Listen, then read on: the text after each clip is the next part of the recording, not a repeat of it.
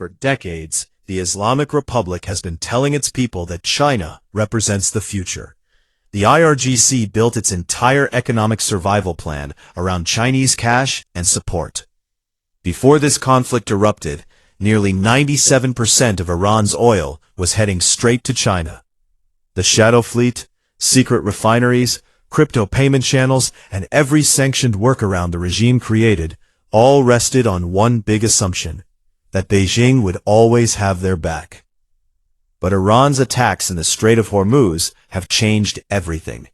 Chinese factories are now shutting down, and rare street protests have broken out, something that almost never happens in China. That's why, just recently, President Xi Jinping publicly urged for the Strait of Hormuz to be reopened. Iran's strategy is backfiring badly, and the IRGC is now desperately looking for a way out. They want the U.S. blockade lifted and appear willing to offer major concessions in return. Just yesterday, reports emerged that Iran sent a secret proposal to the United States offering to quickly reopen the Strait of Hormuz. But before we dive into the details of that peace offer, let's first look at what's really happening inside China and why Xi is turning against Iran. 4 toy factories in Guangdong province closed on the same day, suddenly leaving almost 10,000 workers without jobs. Many of these workers hadn't received their wages for several months already, making the situation even worse. The shutdowns were triggered by a sharp rise in the price of plastic, which is made from oil and natural gas, after shipping traffic through the Strait of Hormuz slowed dramatically due to Iranian attacks on civilian vessels. The Chinese toy sector was already struggling with rising costs. This crisis has pushed it past the breaking point. With unpaid wages piling up, frustrated workers have taken to the streets demanding back pay and better compensation. This isn't an isolated case. Signs of trouble are appearing across multiple parts of the Chinese economy. Car sales dropped in March and fell even further in April.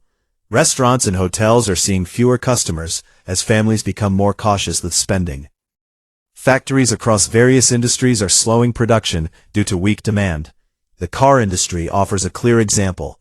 When vehicles aren't selling off dealership lots, manufacturers cut back output. That hits steel producers and eventually ripples through the entire supply chain of parts and materials. The Chinese government recently released this car sales data, which is why it stands out. Reliable numbers on other sectors are harder to come by right now. Of course, China isn't the only country feeling the pain from the disruptions in the Strait of Hormuz. But this new data from China is important because for weeks, some voices have claimed that Beijing is somehow winning this conflict started by the United States. That narrative doesn't hold up. From the start, Chinese officials understood the risks. They never gave Iran full-throated support and repeatedly cautioned Tehran against carrying out attacks in the Gulf.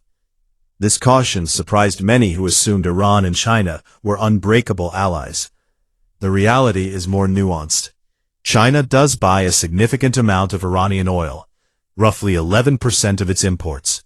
However, Iran is far more dependent on China, sending about 97% of its oil exports there.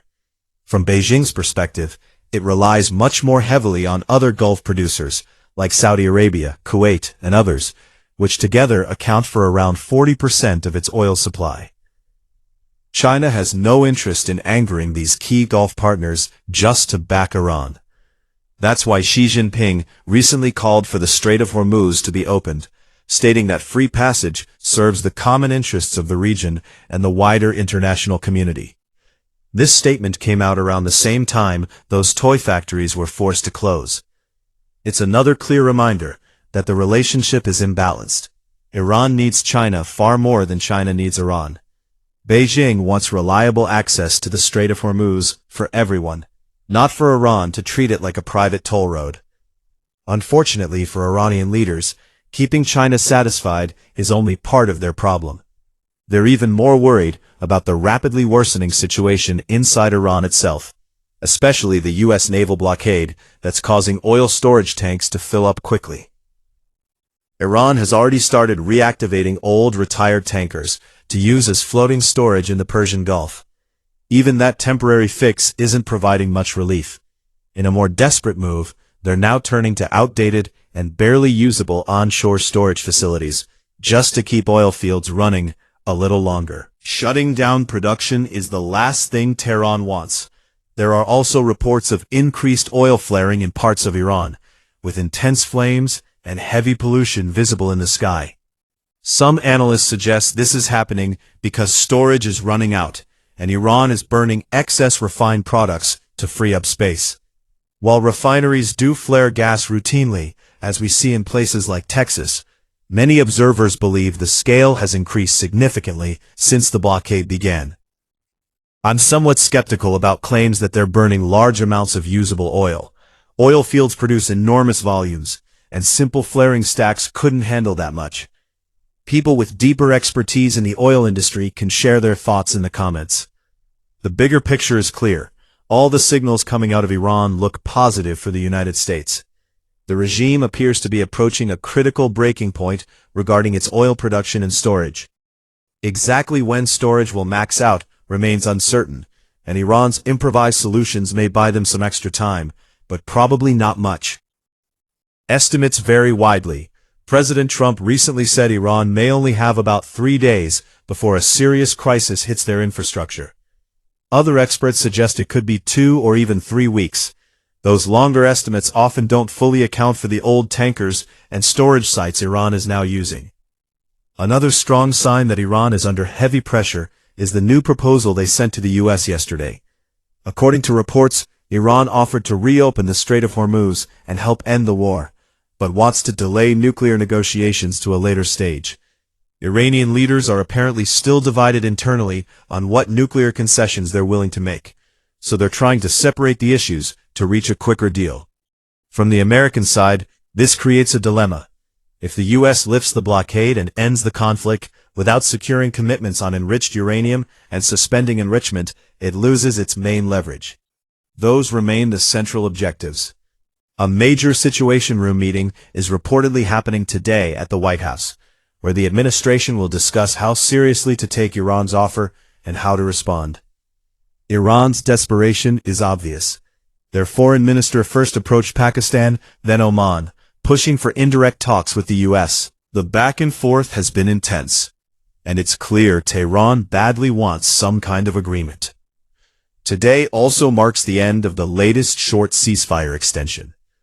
The U.S. now faces a decision: extend it again or resume operations. Iranian officials are also sending mixed signals. One senior figure suggested the chances of the war restarting are below 60%, which is a roundabout way of saying they think resumption is more likely than not. Only time will tell what comes next. As soon as we have updates from today's White House meeting, I'll bring you the latest.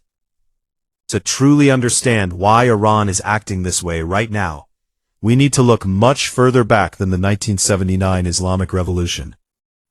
We have to examine decisions made under the Qajar dynasty in the 19th century, and how those choices continue to shape Iran today. That's exactly what we explore in our new multi-part podcast series that just dropped. If you're interested in the deep history of Iran and how we got here, check it out using the links in the description or the end screen.